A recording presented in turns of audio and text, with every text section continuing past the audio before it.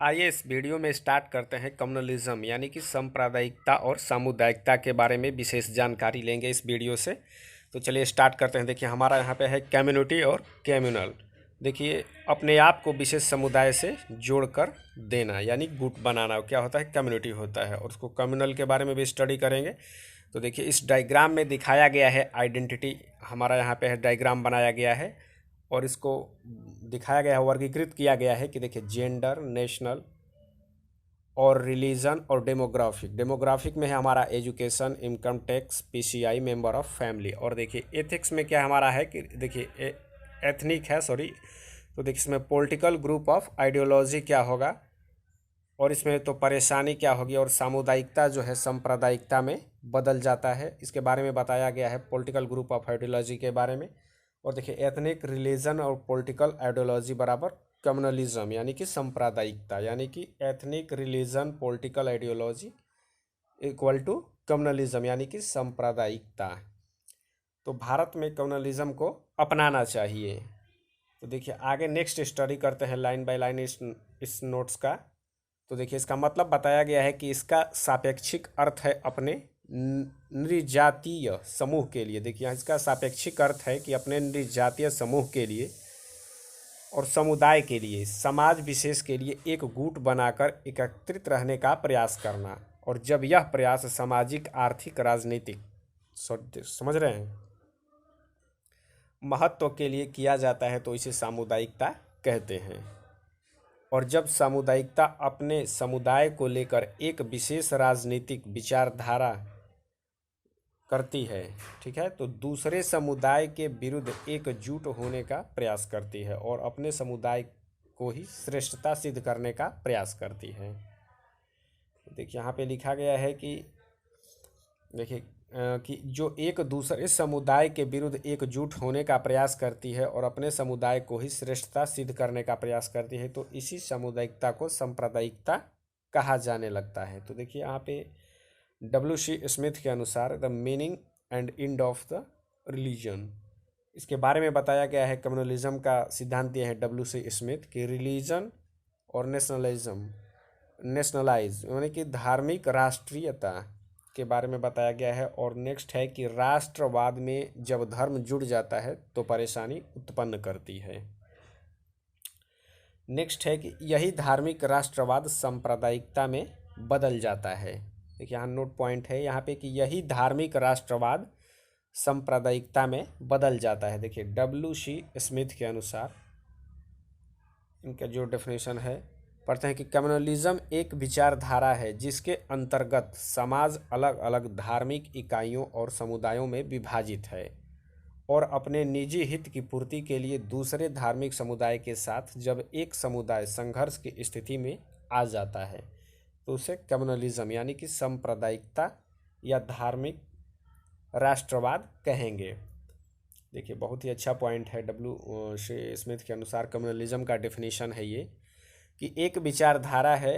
Communalism क्या है? एक विचारधारा है जिसके अंतर्गत समाज अलग अलग धार्मिक इकाइयों और समुदायों में विभाजित है और अपने निजी हित की पूर्ति के लिए दूसरे धार्मिक समुदाय के साथ जब एक समुदाय संघर्ष की स्थिति में आ जाता है तो उसे कम्युनलिज्म यानी कि सांप्रदायिकता या धार्मिक राष्ट्रवाद कहेंगे।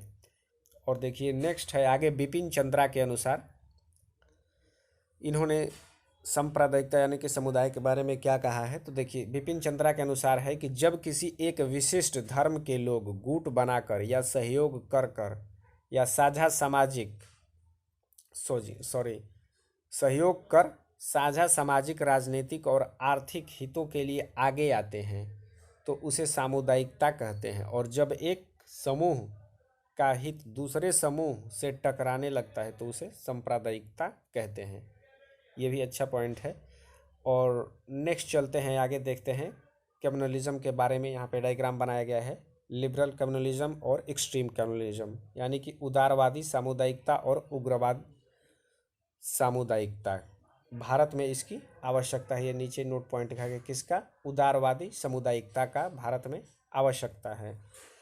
तो देखिए और नेक्स्ट आगे स्टडी करते हैं भारत में कम्युनलिज्म के बारे में। देखिए इंडियन कॉन्स्टिट्यूशन यानी कि स्वतंत्र संघर्ष में भारत में स्वतंत्रता, देखिए यहाँ पे है कि स्वतंत्रता संघर्ष ने भारत में भारतीय राष्ट्रवाद की चेतना को जन्म दिया और यह भारतीय राष्ट्रवाद सामुदायिकता का प्रतीक था।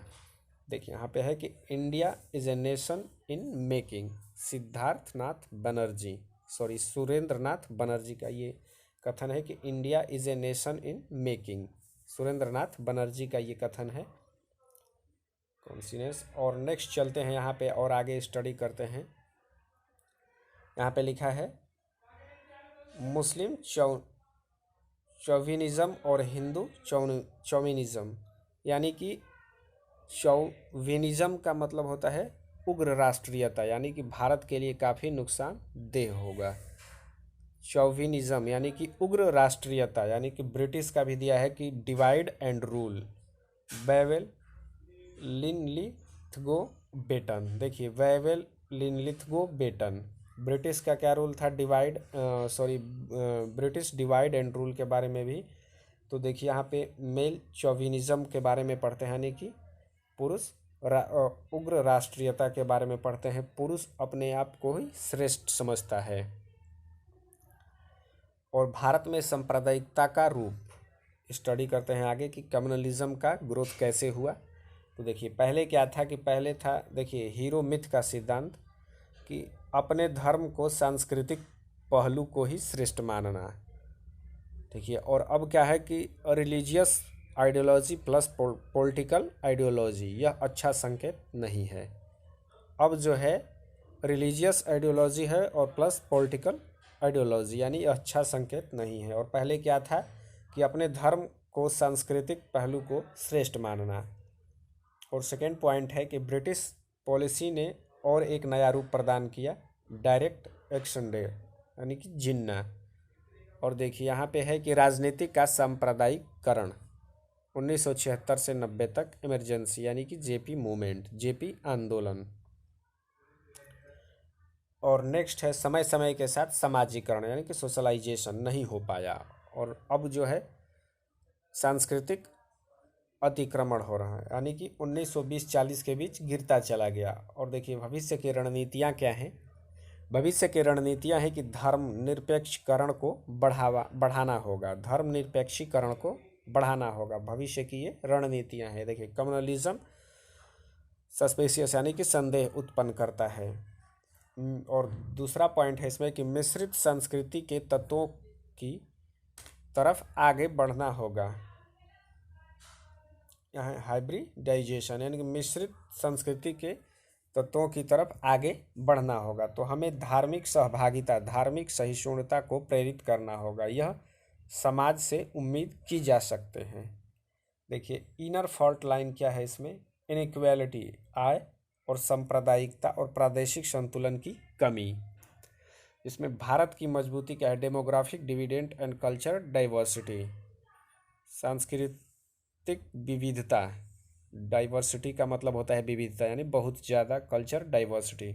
तो देखिए यानी कि रीजनलिज्म के बारे में यहाँ पे स्टडी कर रहे हैं, रीजनलिज्म के नकारात्मक पक्षों को नियंत्रित किया जाए, जैसे कि कम्युनलिज्म को जन्म देता है सामुदायिकता और सांप्रदायिकता। और देखिए यहाँ पे है रीजनलिज्म को का जन्म क्यों, रीजनलिज्म का जन्म क्यों, तो इसके बारे में स्टडी करते हैं कि क्षेत्रवाद प्रादेशिक महत्वाकांक्षाओं के कारण जन्म लेता है। देखिए क्षेत्रवाद जो प्रादेशिक महत्वाकांक्षाओं के कारण जन्म लेता है और सामाजिक सांस्कृतिक और भाषाई आंदोलन के चलते जन्म लेता है। देखिए सामाजिक सांस्कृतिक और भाषाई आंदोलन के चलते जन्म लेता है। देखिए यदि रीजनलिज्म प्रशासनिक उपेक्षा के आधार पर हो तो यह परेशानी उत्पन्न होता है। देखिए यह रीजनलिज्म यानी कि पृथकतावाद में बदल जाता है, आतंकवाद और नक्सलवाद। तो आगे नेक्स्ट स्टडी करते हैं कि देखिए अंतर्राज्यीय विवादों के कारण जो क्षेत्रवाद है वह एक नकारात्मक रूप के अनुसार देखा जाता है और देखिए जो राज्यों के भीतर अराजकता भी पैदा करता है। और नेक्स्ट है कि रीजनलिज्म को दूर करने का नकारात्मक प्रभाव को समाप्त करने का सुझाव यहाँ पे भी दिया गया है। देखिए सेंट्रल स्टेट रिलेशन को नई दिशा दी जाए। ठीक है, सेंट्रल स्टेट रिलेशन को नई दिशा दी जाए। देखिए सरकारिया कमीशन की रिपोर्ट क्या है, देखिए पूंजी आयोग का रिपोर्ट और स्पेशल डिप्रिव्ड जोन यानी कि विशेष वंचित जोन और वंचनाओं को ध्यान में रखकर। और नेक्स्ट है क्षेत्रवाद को नकारात्मक रूप में न देखा जाए। इसके लिए आवश्यक है कि भारत में प्रादेशिक महत्वाकांक्षाओं को, भौगोलिक समस्याओं और प्रशासनिक उदासीनताओं को दूर किया जाए और निम्नलिखित सामाजिक सशक्तिकरण के ढांचे में नई दिशा प्रदान की जाए।